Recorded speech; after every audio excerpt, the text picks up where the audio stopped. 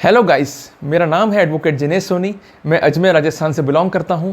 मैं anti corruption के तहत एक प्रैक्टिसिंग एडवोकेट भी हूं and that's why it is my legal duty to educate you theoretically and practically in the right perspective, ताकि आप कानून को जान सकें, समझ सकें, अपने आप को इन्फॉर्मेटिव कर सकें और दूसरे को इन्फॉर्मेटिव कर सकें।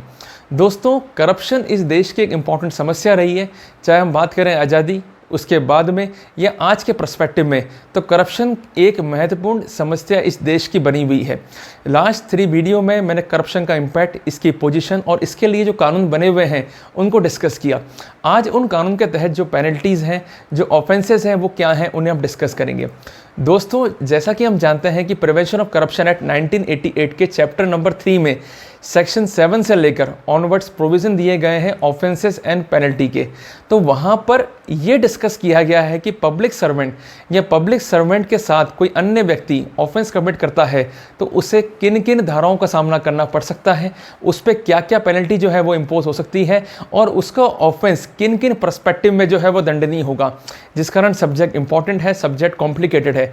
यदि आप इस वीडियो को पूरा नहीं देखेंगे, पूरा नहीं समझेंगे, तो किसी भी बारे में या किसी भी संदर्भ में इन द राइट पर्सपेक्टिव आप नहीं समझ पाएंगे कि ऑफेंसेस कैसे बनेंगे, कैसे उनका कन्विक्शन होगा या कैसे जो है उनकी ट्रायल होगी। जिस कारण मेरा रिक्वेस्ट है कि आप वीडियो को पूरा देखें। दूसरी बात, वीडियो शुरुआत करने से पहले मैं आपसे 2 निवेदन करना चाहूँगा कि सबसे पहले आप एक कॉपी मेंटेन कर लें, मेरे बताए कंटेंट्स को आप नोट डाउन करें ताकि आप लीगली इन्फॉर्मेटिव हो सकें, अपना डाटाबेस जो है तैयार कर सकें और दूसरे को जो है वो इन्फॉर्मेटिव कर सकें। साथ ही साथ आप मेरे पेज को और मेरे यूट्यूब चैनल को, जिस पर आप ये वीडियो को देख रहे हैं, सुन रहे हैं, सब्सक्राइब कर लें या उसको लाइक कर लें ताकि मेरी लीगल अपडेट जो है वो एज सुन एज पॉसिबल जो है आप तक पहुंचते रहें, आप लीगल इन्फॉर्मेटिव हो सकें और दूसरों को लीगल इन्फॉर्मेटिव कर सकें। दोस्तों, इसके अलावा मेरा रिक्वेस्ट यह भी रहेगा कि आप इस वीडियो को अधिक से अधिक शेयर करें। मेरा यह मानना है कि हर भारतीय का कर्तव्य है कि दूसरे भारतीय को कुछ देना। हम आज तक देते आए हैं, तो आज ये ड्यूटी भी हमारी है कि हमारे हाथ की अच्छी चीज़ है जिसको हम देख रहे हैं, सुन रहे हैं, महसूस कर रहे हैं, तो हम अपने हाथों से दूसरे व्यक्ति को देवें। जिसके लिए हमें करना क्या है, अपने हाथ की इस उंगली का इस्तेमाल करना है। इस उंगली के माध्यम से हमें शेयर बटन पर क्लिक करना है और इस वीडियो को लोगों तक पहुंचाना है ताकि हम राइट पर्सपेक्टिव में उन्हें लीगली एजुकेट भी जो है वो कर सकें। तो दोस्तों, शुरू करते हैं आज का सब्जेक्ट। दोस्तों, जैसा कि लास्ट टाइम मैंने आपसे एक बात कही थी कि 3 शब्द जो है हमारे लिए बड़े ही इंपॉर्टेंट हैं इस कानून के अंदर। पहला तो है पब्लिक सर्वेंट। ये हमेशा ही हमको ध्यान में रखना पड़ेगा कि हु इज़ पब्लिक सर्वेंट। अगर आपने मेरी प्रीवियस वीडियो नहीं देखी है तो उसको आप ज़रूर देखें ताकि आप पब्लिक सर्वेंट के कंसेप्ट को ईजिली जो है वो समझ पाएंगे। हमें रटना नहीं है, थ्योरेटिकली हमें अच्छा होना है, पर प्रैक्टिकली हमें उन चीज़ों को याद कैसे करना है इसकी जानकारी भी हमें जो है वो होनी चाहिए। दूसरी बात है पब्लिक ड्यूटी, जो कि इंपॉर्टेंट पर्सपेक्टिव है एससीटी कानून का। और तीसरी बात है अनड्यू एडवांटेज।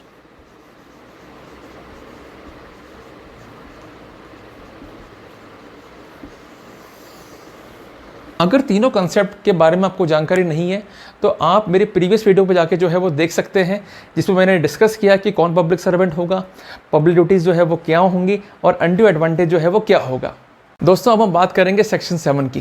कारण क्या है कि हम बचपन में खेल खेलते थे बिंदु से बिंदु मिलाने का और एक पिक्चर क्रिएट करने का। तो यहाँ भी हमें बिंदु से बिंदु मिलाने हैं, उन्हें कनेक्ट करना है ताकि हम एक सही पिक्चर जो है सेक्शन 7 के बारे में जान सकें। कारण क्या है कि हम जितने भी लेक्चर आज से पहले देख चुके हैं या देखने जाएंगे, वहाँ पर केवल उस भाषा को या उस कंटेंट को पढ़ दिया जाता है, आपके सामने रख दिया जाता है, बट किसी भी रूप में ये डिस्कस नहीं किया जाता है कि ये सेक्शन की उत्पत्ति कैसे हुई है, इन बिंदुओं को कैसे हम कनेक्ट करें, इनके बारे में जो है हम कैसे हम जानें। दोस्तों, जैसा कि हम जानते हैं कि पब्लिक सर्वेंट, पब्लिक ड्यूटी और अनड्यू एडवांटेज जो है एक इंपॉर्टेंट कंसेप्ट है, हमें इनको ध्यान में रखना पड़ेगा। जो सेक्शन 7 के 3 इंपॉर्टेंट एलिमेंट हैं, 3 इंपॉर्टेंट बिंदु हैं। कारण क्या है कि पब्लिक सर्वेंट जो है, यहाँ पर एक इंपॉर्टेंट पर्सपेक्टिव बताया गया है जिसको आप नोट रखें। पब्लिक सर्वेंट एक ह्यूमन है, ये आप समझ लें। कोई भी ह्यूमन जो है किसी काम को करेगा जिसे हम कहेंगे परफॉर्मेंस, या वो काम नहीं करेगा जिसे हम कहेंगे फॉरबियर। अगर परफॉर्म करता है तो या तो वो राइट पर्सपेक्टिव में करेगा या वो रॉन्ग पर्सपेक्टिव में करेगा। अगर वो राइट पर्सपेक्टिव में करता है इट इज़ कॉल्ड लीगल, और यही काम अगर वो रॉन्ग पर्सपेक्टिव में करता है तो इट इज़ कॉल्ड इनलीगल। तो यहाँ पर सेक्शन 7 जो है वो काफ़ी इंपॉर्टेंट है। सेक्शन 7 ये कहता है कि एनी पब्लिक सर्वेंट, ये आप नोट कर लें, any public servant accept, concept क्या है, एक्सेप्ट, नंबर 1, ये इसके एलिमेंट है दोस्तों। दूसरा है ऑब्टेन, और तीसरी बात है agree to accept.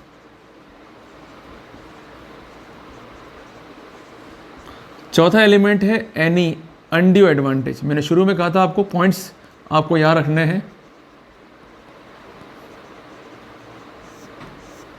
To perform a public duty, performance किसका होगा, पब्लिक ड्यूटी का,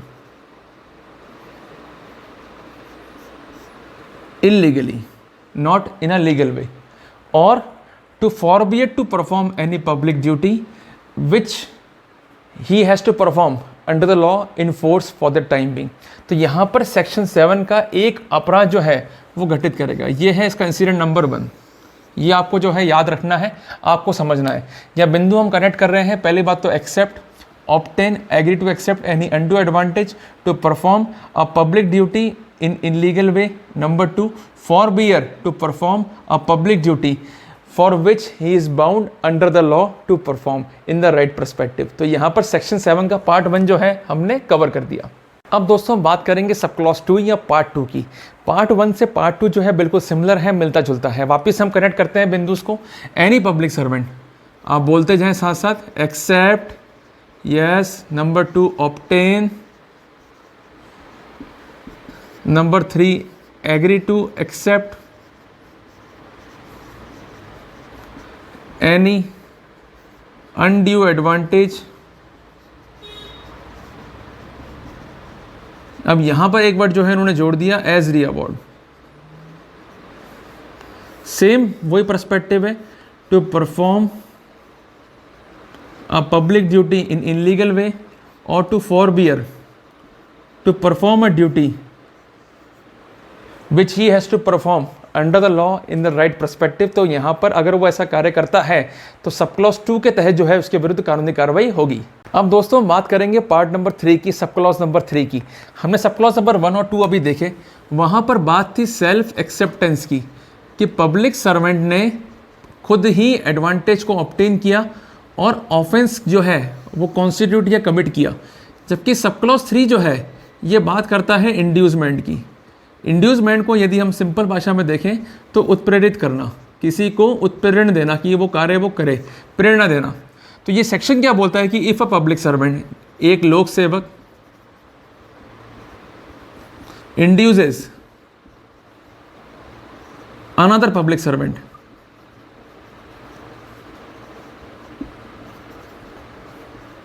क्या करने के लिए, to perform a public duty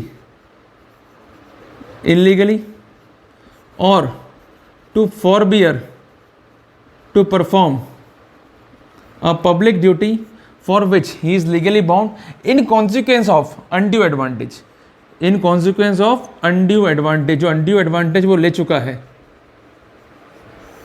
यदि ऐसा वो करता है तो सेक्शन 7 सब क्लॉज 3 के तहत जो है ये एक ऑफेंस कॉन्स्टिट्यूट करेगा, जो एक इंपॉर्टेंट पर्सपेक्टिव है।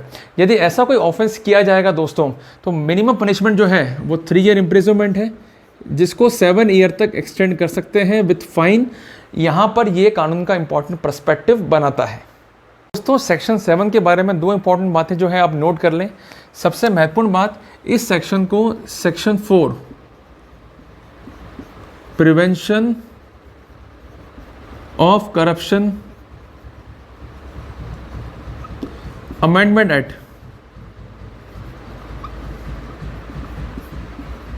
2018 से अमेंड किया गया है, इसको इम्प्रूव किया गया है और सेक्शन 7 को जो है वो सब्स्टिट्यूट किया गया है न्यू सेक्शन से। ये एक इम्पॉर्टेंट पर्सपेक्टिव जो है वो कानून का है। कारण क्या है कि जो पिछला सेक्शन था वहाँ पर कुछ अन्य बातें भी इसमें इन्वॉल्व की गई थी, पर इस सेक्शन में एब्सोल्युटली पब्लिक सर्वेंट को जो है वो इन्वॉल्व किया गया है कि अगर पब्लिक सर्वेंट खुद ऑफेंस कमिट कर दे या दूसरे को ऑफेंस करने के लिए इंड्यूस कर दे, जिस पर्सपेक्टिव में कोई अनड्यू एडवांटेज या तो वो ऑब्टेन कर ले, एक्सेप्ट कर ले, उसके लिए एग्री हो जाए और इस पर्सपेक्टिव में कोई ड्यूटी परफॉर्म करे, उसे परफॉर्म नहीं करे और दूसरे को भी जो है ऐसा करने के लिए विवश कर दे, तो वहाँ पर सेक्शन 7 में जो है वो ऑफेंस कमिट होगा। अब हम बात करेंगे सेक्शन 7A की। सेक्शन 7 में एक्सक्लूसिव पब्लिक सर्वेंट जो है इन्वॉल्व किए गए थे, जबकि सेक्शन 7A में ऐसा कुछ भी नहीं है। वर्ड क्या लिखा हुआ है? हुएवर। अगर आप बेरेट जो है साथ लेके बैठे हुए हैं तो आप चेक कर लें, एक वर्ड लिस्ट में लिखा हुआ है हुएवर, जो कोई भी। क्या करे वो? सेम चीज, accept, obtain, agree to accept. क्या करेगा वो? Undue advantage. किसके लिए? फॉर हिमसेल्फ और for any other person to cause any public servant to perform a public duty illegally या इनप्रॉपरली, एक ही बात है, और to forbear to perform a public duty for which he is under the law bounded to perform it. तो वहाँ पर section 7A में जो है वो ऑफेंस कमिट किया जाएगा। अब दोस्तों हम समझते हैं कि सेक्शन 7 और सेक्शन 7A में जो है वो क्या डिफरेंस है। अगर आप बोर्ड देख रहे हैं तो इसको आप नोट डाउन करें प्लीज़। सेक्शन 7 एक तरफ लिख लें, एक तरफ सेक्शन 7A देख लें। ये जो है सेक्शन 7 ये जोर देता है एक्सक्लूसिवली पब्लिक सर्वेंट के ऊपर, और दो कैटेगरी का ऑफेंस जो है ये क्रिएट करता है। ये तो पब्लिक सर्वेंट खुद जो है अनड्यू एडवांटेज ऑब्टेन कर ले स्वयं के लिए और स्वयं कार्य करने के लिए सक्षम हो, या दूसरे पब्लिक सर्वेंट के लिए जो है वो ऑब्टेन करे, एक्सेप्ट करे